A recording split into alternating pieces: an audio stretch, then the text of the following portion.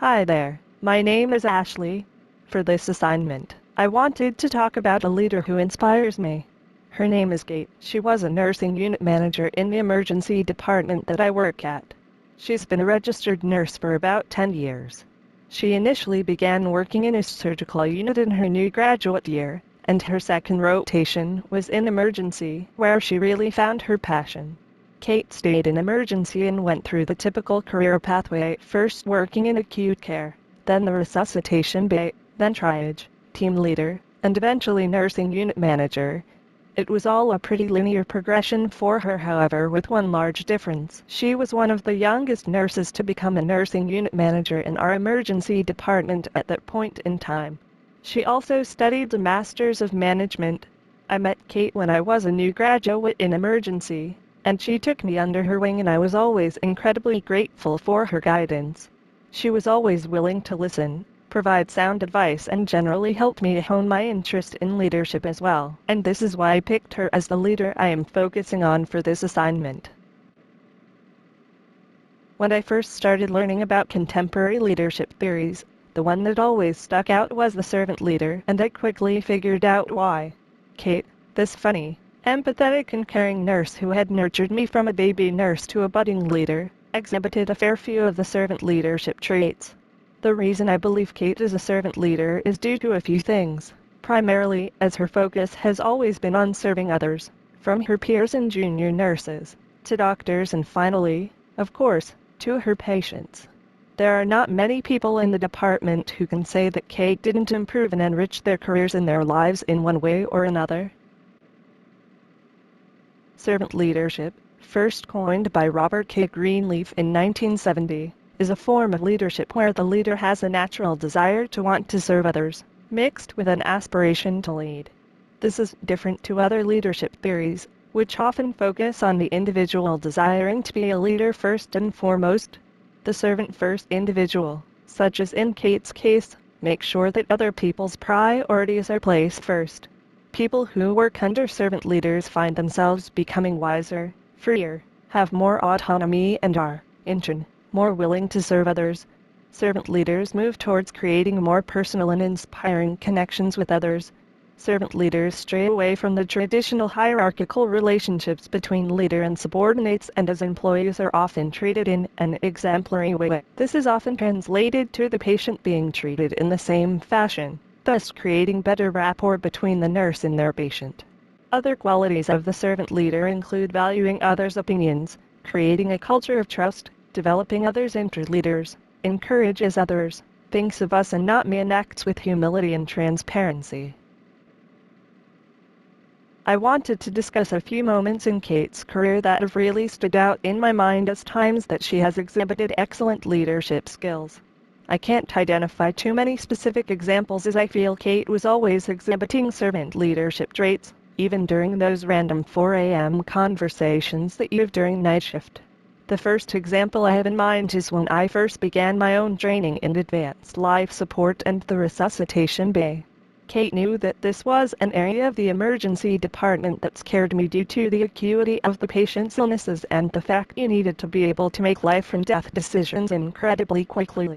Kate was very proactive in recommending me to work in the resuscitation bay, saying to me that she knew I would be able to fly, provided I would give myself permission to do so. She had faith in me, even when I didn't have faith in myself. She knew what I was capable of, and saw my potential before I saw it myself. With a very gentle push into the deep end of working in the resuscitation bay, I quickly found my feet and my inherent passion for taking care of critically unwell patients. Now, this is an area that I love working in, and I feel like this is the reason why I became a nurse: to make quick decisions, pick up on deteriorating patients, hone my communication skills, and learn to moderate my temper, for which I was notorious for. I remember one moment quite fondly. We had just experienced an unexpected death of a patient, and I remember seeing Kate holding hands with his wife, crying alongside her. Initially I thought this was a bit unusual because Kate didn't really know this patient all that well. A few weeks later a card arrived on the tea room table, which was addressed to Kate and a few of the other nurses who had taken care of this patient. The patient's wife expressed incredible gratitude for the nurses that cried alongside her on that night. In that moment, which I consider to be a light bulb moment, I suddenly realized that I didn't have to be this tough nurse who never showed emotion. In fact, maybe patients and their families appreciated it when we showed our more human side. Since that, I have learned to cry alongside my patients and their relatives if I feel sad or upset about something that has happened. Kate is an incredibly transparent and realistic person, which is a quality that I see as a very positive thing to have in a leader. Knowing that Kate was able to cry alongside this patient's wife, show her emotions and be a real person, that was a powerful life lesson for me. So my entry into the resuscitation bay carried a lot of lessons that I learned from Kate. Firstly, to trust the process and myself, and that I was indeed ready to work in this new area, but also to be human, real and transparent. This transparency is a quality of the servant leader that I consider to be a real asset. Another memory of Kate's leadership style is the fact she was always leading by example and wasn't afraid to get her hands dirty if needed. She wouldn't just sit behind a computer and tell us how to do our jobs, instead quietly performing some of the tasks we were sometimes too busy to do. There were countless times that she would get a bedpan for a patient, take blood tests, perform an ECG and so on. I remember thinking it was really inspiring to see someone who was down in the trenches with us. I always felt inspired to work harder for Kate, because I knew she was working alongside us to achieve the same goals. Additionally, if I ran into strife, for example, getting into an argument with a nurse on the ward about not giving a medication, I could always go to Kate with my issue. I would always be greeted with, "Hey Ashley, how can I help you?" When I would proceed to tell her my problem, which sometimes was my fault, or sometimes not, I was always greeted with the same response, "Well, that's not ideal. But that's okay. We'll figure it out." Even if I made a mistake, I never felt like I was being punished for it. Instead, I was able to tell her, not be judged, and we would sort out a solution together.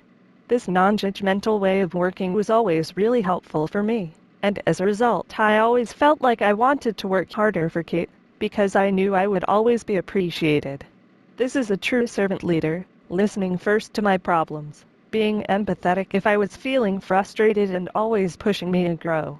Kate would never say, "Well, you should do it like this." She always challenged me. She would say something like, "What could you have done better?"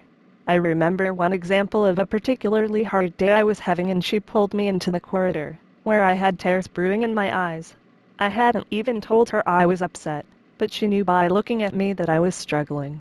She hugged me and said, "You've been working really hard today. You've been getting your butt kicked all day and your patients have been sick. But you will grow from this. You will survive this. And also, don't cry. You've got an hour left of this shift. Cry when you get home." In this funny, tough love kind of way, she made me pull myself together, get a grip on my emotion, and I finished the day off strong. And I didn't cry about that day. The last moment that sticks in my head is perhaps the most powerful moment, because it was a deeply personal issue for Kate that became a conversation point in our department. In such a high-pressure environment, with such big personalities, rumors and gossip can spread like wildfire. For anonymity, I'll use pseudonyms. Nurse A was found to be doing something that broke patient confidentiality by Nurse B. Nurse B, who was a close friend of Nurse A and Kate, confided in Kate, out of work hours. Servant leaders are honest above all else, so Kate felt she needed to do something about this information she received, so, subsequently, brought this issue up to the nursing manager at the department. In the strange, roundabout way that things occur within hospitals, Kate was strongly advised to take a nursing unit manager position in another ward, which meant leaving the area of nursing she had always been incredibly passionate about, emergency.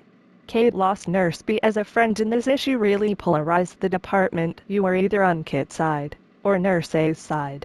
Of course, as I had developed such a close relationship with Kate, felt that what she had done had been correct. She was told by a colleague about another nurse breaking patient confidentiality, and escalated it appropriately. As a result, she lost a lot of friends, divided a department, and had to leave the position she loved. However, despite this fall from grace, Kate was ever so graceful about it. She accepted the new position with pride, and states that she loves the fact she doesn't have to do any more shift work. When I asked her about how she felt, she said to me, "Ashley, it's like the ocean. You can't fight it, you can only let it wash over you." I remember thinking this was such a profound thing to say, especially after suffering such a personal loss in the attempt to do what was considered the right thing. From that moment, I knew, above all else, that honesty is the most important quality of a leader to have, especially if it means that being honest isn't always going to make you friends. Prior to knowing Kate, I always thought that being a leader meant telling others how to do their job. I always felt that my bosses had been a more traditional transactional style manager. It was not uncommon that if you'd achieved something or done well, you'd be allowed to work in your favorite area. Conversely, if something went wrong, you'd be delegated the heaviest patience for the next few shifts. I always felt like I was walking on eggshells around these leaders, and I still don't enjoy working under people like that. Kate, and her servant leadership style, made me realize that a far more effective leader is the person who pushes you to grow. Kate is a good listener. She always empathized with me, offered me some TLC if I was in need of it, pushed me to grow even when I felt I was outside of my comfort zone. She is always thinking of ways to do things in a better, safer and more efficient manner. I know from a personal perspective, I was always happy to see when she was working because I knew that, despite how hard the day would be, that she would be working alongside us to help us achieve the goals of the department. In some ways, I wanted to work harder when Kate was our manager for that shift, because I knew she believed in me and respected me, and she treated me like a fellow human being, not just another number in the system. This style of leadership is one I want to emulate when I become a leader eventually, because I remember having some of the happiest and funniest shifts when I was working with her. A waiting room with 50 people, and it didn't feel daunting if I knew Kate was by my side, helping everyone push through it. Whilst I am sad that I no longer work directly under Kate, I still make an effort to visit her in her office when I can, and she always expresses such sincere interest in my life and my job. I am truly appreciative for what she has taught me, both about myself, but also about what it is to be a servant leader.